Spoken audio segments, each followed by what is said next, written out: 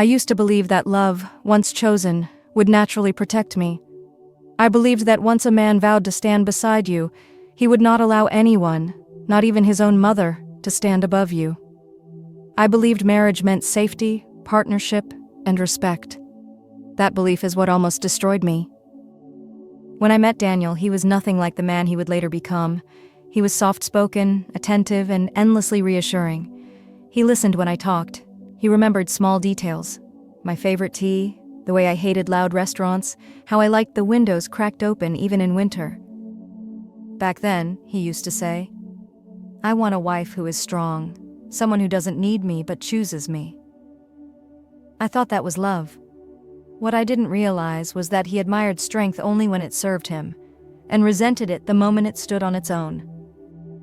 The first time I met his mother, Margaret, she hugged me tightly and smiled too widely. Her perfume was overpowering, and so was her presence.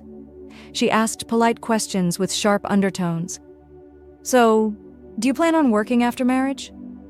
Are you the kind of woman who knows how to keep her home?"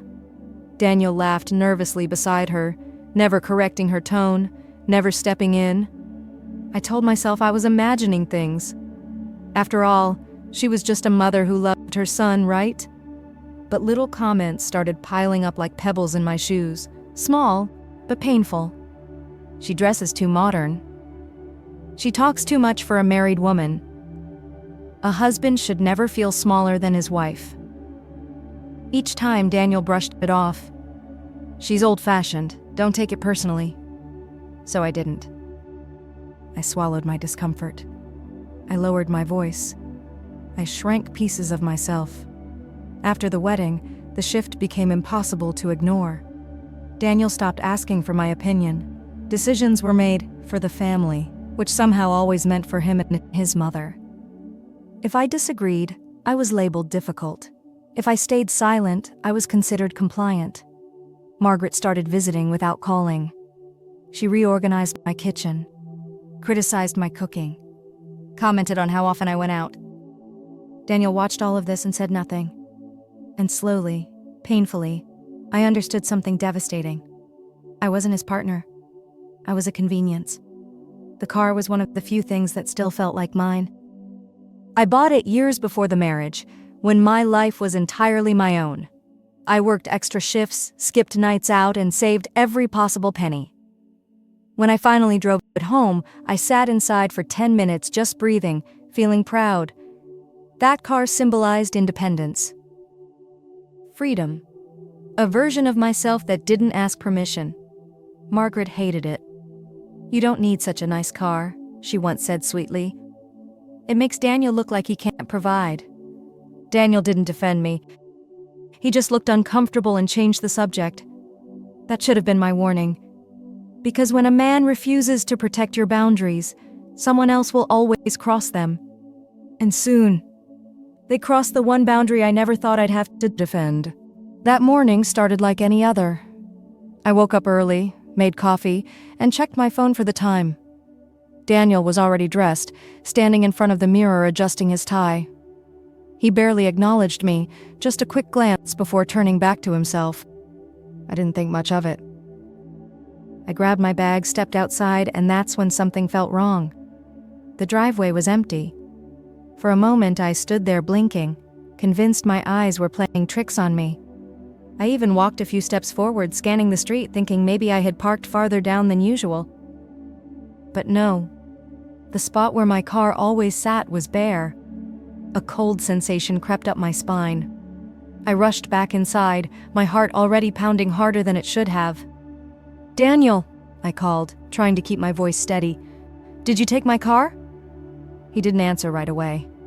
He was sitting on the couch now, scrolling lazily through his phone, completely relaxed. The contrast between his calm and my growing panic made my chest tighten. "Daniel?" Without looking up, he said casually, "Oh, I gave it to my mom." The words landed wrong. They didn't register immediately, like a sentence spoken in a foreign language. I let out a short, confused laugh, not because it was funny, but because my brain refused to accept what I'd heard. "You gave it to her?" I repeated slowly. He finally glanced up, his expression annoyed, as if I were bothering him over something trivial. Yeah, she needed it. I felt my hands start to shake. You mean she borrowed it? No, he said flatly. I gave it to her. The room felt smaller. That's my car, Daniel. You can't just give it away. He sighed loudly, stood up, and ran a hand through his hair like I was the unreasonable one. Why are you making this such a big deal? He snapped. She's my mother. And I'm your wife, I said, my voice barely above a whisper. He laughed, short, sharp, dismissive. You don't even use it every day. You work from home half the time. She actually needs it. I stared at him, waiting for the punchline that never came. I paid for that car, I said, before we were even married. So? He replied. We're married now. What's yours is mine.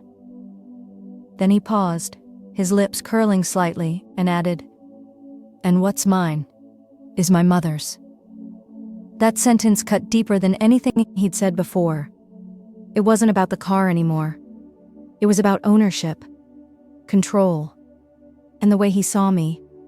I asked for the keys. He walked past me, grabbed his jacket, and said, She already has them. My chest burned. Daniel, this isn't right. He turned at the door, his face cold and unfamiliar. You're being selfish. My mother has sacrificed everything for me. You can sacrifice one thing too. Sacrifice. As if my years of effort, my savings, my independence meant nothing. The door closed behind him and I stood there alone, the silence roaring in my ears. That day, I walked to the bus stop for the first time in years.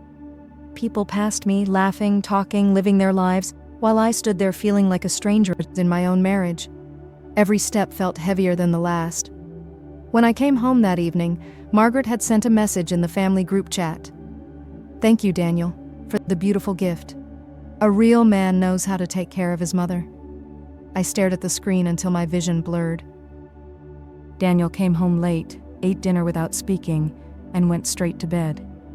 He slept easily, like he hadn't taken something sacred from me and handed it to the woman who despised my independence. I lay awake that night, staring at the ceiling. That was the moment something inside me broke. Not loudly, not dramatically, just quietly enough to change everything. Because the next step I took was calling my father. I waited 3 days before calling my father. Not because I didn't need him, but because admitting I needed him felt like admitting I had failed. Failed at choosing the right man, failed at protecting myself, failed at standing up sooner. Those 3 days were some of the loneliest of my life. Each morning I woke up automatically reaching for my car keys, only to remember they were gone. I walked to the bus stop while Daniel drove off in his car, never once offering to take me. He didn't ask how I felt. He didn't apologize. He acted as if nothing had happened, like I was supposed to adjust. Margaret, on the other hand, made sure I didn't forget. She sent photos. Her smiling behind the wheel. Her parked proudly in front of her house. Her message beneath it simple and cruel. Such a smooth ride and a blessing from my son. I muted the family chat. By the third night, I sat on the edge of the bed, my phone heavy in my hands.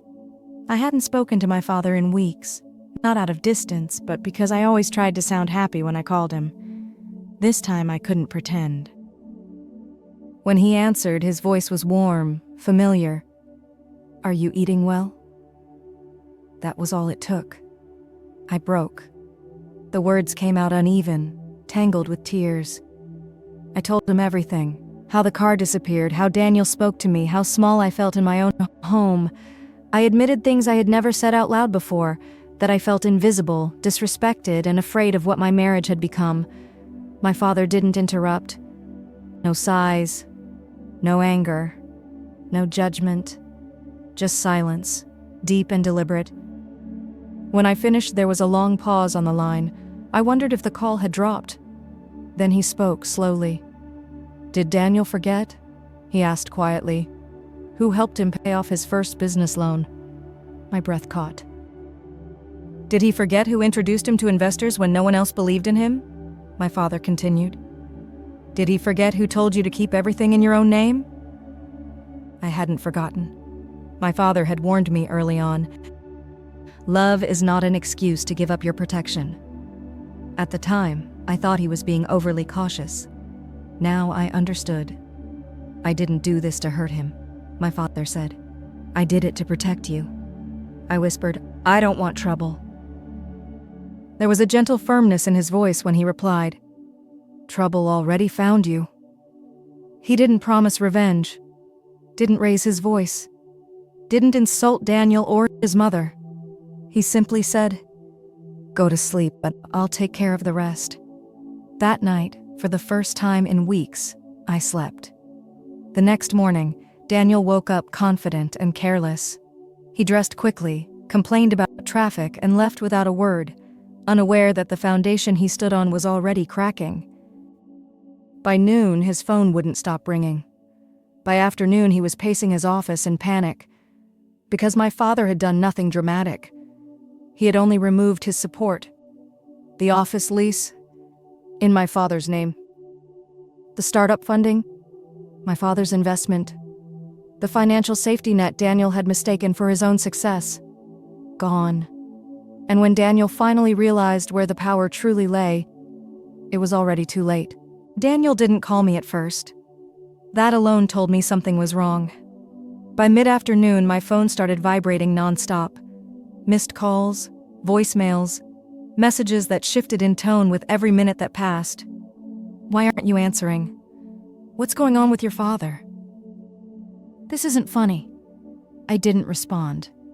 I was sitting at my desk, trying to work, but my hands were trembling. Part of me felt guilty, like a child watching adults argue over a mess she hadn't meant to create. Another part of me felt something unfamiliar. Relief. Because for the first time, I wasn't the one being cornered. Daniel's first voicemail was angry. You need to tell your father to stop interfering in my business. This is between us. The second was confused. They're saying the lease isn't under my name. That can't be right. The third was panicked. They've frozen the account. I can't access payroll. By the fourth, his voice had changed completely. Please, just call me back. I stared at the screen, remembering how calmly he'd told me he gave my car away, how easily he'd dismissed my pain. And now, suddenly, he needed me. I didn't answer. An hour later, Margaret called. She didn't even pretend to be polite. You manipulative little girl, she screamed the moment I picked up. What lies did you tell your father? I held the phone away from my ear, letting her rage spill out unchecked. Our lawyer says the business assets were never Daniel's to control, she continued. Your father is humiliating us, I replied quietly. He's only taking back what was always his. There was silence on the line. Then a sharp, bitter laugh. You think this is about money? She sneered. You're trying to punish my son because you're jealous of me. That was when I hung up. By evening, Daniel came home early, something he hadn't done in months. His tie was loosened, his shirt wrinkled, his confidence gone. He didn't sit down right away. He paced the living room, running his hands through his hair, muttering to himself. They can't do this, he kept saying. This has to be illegal. I watched him quietly. This was the same man who told me I was being dramatic for wanting my own car back. Finally, he turned to me. Why didn't you tell me your father still had control over everything? I looked at him and said the truth. You never asked. That answer stunned him. Before he could respond, there was a knock at the door. When Daniel opened it, his mother stood there. No makeup, no elegance, no superiority, just raw panic in her eyes. They took the car, she said breathlessly. I was driving to the store and a tow truck pulled up. She turned to me, her voice trembling with rage. Your father embarrassed me in front of my neighbors. My heart pounded, but I stayed calm. That car was never a gift, I said. It was mine. Margaret opened her mouth to argue, then stopped. For the first time, she had nothing to say. Because power had shifted. and she could feel it. Margaret didn't leave that night. She sat on the couch like she owned it, clutching her purse tightly, her eyes darting around the room as if she were afraid something else might be taken from her at any moment.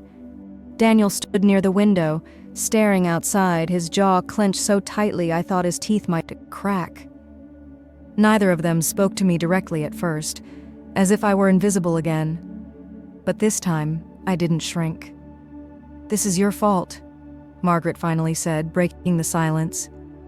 Her voice was quieter now, but it carried a sharp edge.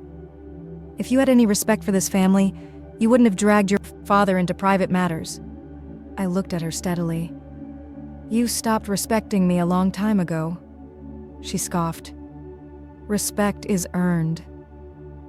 Daniel turned sharply. "Enough," he snapped, then looked at me. "Just call him. Tell him to stop. This has gone too far." I tilted my head. "Gone too far? Like giving away my car without asking?" He flinched. For a moment, neither of them spoke. The room felt heavy, thick with things that had gone unsaid for years. Then the doorbell rang. Daniel froze. When he opened the door, my father stood there, calm, composed, and dressed simply. He didn't look angry. That somehow made it worse for them. Margaret stood immediately. "You!" she hissed. "You're trying to ruin my son!" My father didn't raise his voice. "I'm correcting a mistake," he said evenly. Daniel tried to explain, talking fast, stumbling over words, blaming misunderstandings and stress. My father listened patiently, the way he always had. When Daniel finished, my father asked one question. "Did you give something that didn't belong to you? To impress your mother?" Daniel opened his mouth, then closed it. Margaret stepped forward. "A wife should support her husband's family," she snapped. "She should know her place." My father turned to her slowly. "And a mother should teach her son respect." Silence. "You raised him to believe women are resources," my father continued, "to be used, transferred, and discarded. That ends now." Margaret's voice cracked. "You're tearing this family apart." "No," my father said. "I'm showing you what you built." Daniel finally broke. "I didn't mean for this to happen," he said, his voice shaking. "I just wanted my mother to be happy." My father looked at him for a long moment. "And what about your wife?" Daniel couldn't answer. That was when my father turned to me. He didn't tell me what to do. Didn't pressure me. Didn't decide for me. He simply asked, "Do you feel safe here?" The question hit me harder than any argument. I looked at Daniel, at Margaret, at the home that had stopped feeling like mine, and I answered honestly, "No." Margaret gasped. Daniel whispered my name, but it was already over, because once a woman says that word out loud, there's no going back. I didn't leave that night, not immediately. I stayed long enough to gather my thoughts, long enough to realize how strange it felt to finally be calm in a room where I had once been afraid to speak. Daniel didn't follow me, didn't argue, didn't try to stop me. He just sat there, staring at the floor, the weight of his choices finally pressing down on him. Margaret stood frozen beside him, her mouth opening and closing as if she wanted to say something, but for once there were no words left. My father helped me pack the essentials the next morning. No shouting, no drama, no tears in front of them, just quiet efficiency. When I carried my last bag to the door, Daniel finally spoke. "Can we talk?" I looked at him for a long moment. "I've been talking," I said softly. "You just never listened." I walked out without waiting for a response. Living with my father again felt strange at first, like stepping backward in time, but slowly I realized it wasn't regression. It was recovery. The divorce process was swift. Daniel didn't fight it. He couldn't afford to, emotionally or financially. Without my father's backing, his business never recovered. Investors pulled out, employees left. The confident man who once spoke over me now struggled to speak at all. Margaret tried calling me once. I didn't answer. I heard through mutual acquaintances that she had sold the house she bragged about for years, that she complained endlessly about ungrateful women and disrespectful daughters-in-law. But no one was listening anymore. As for me, I got my car back. The first time I drove it again, I didn't turn on the radio. I just drove in silence, hands steady on the wheel, breathing deeply. The road stretched ahead of me, open, wide, and finally mine. Freedom feels quiet at first. Not loud like revenge, not dramatic like confrontation, just peaceful. One evening, as I sat with my father on the porch watching the sun dip below the horizon, he said something I'll never forget. "Power doesn't shout," he said. "It waits." I thought about Daniel, about Margaret, about how confidently they had taken what wasn't theirs, certain no one would stop them, and how quickly everything had unraveled when they met consequences instead of compliance. I didn't win because they lost. I won because I chose myself. And that silence they were left with? It wasn't emptiness. It was the sound of control slipping through their fingers, and a woman finally reclaiming her life.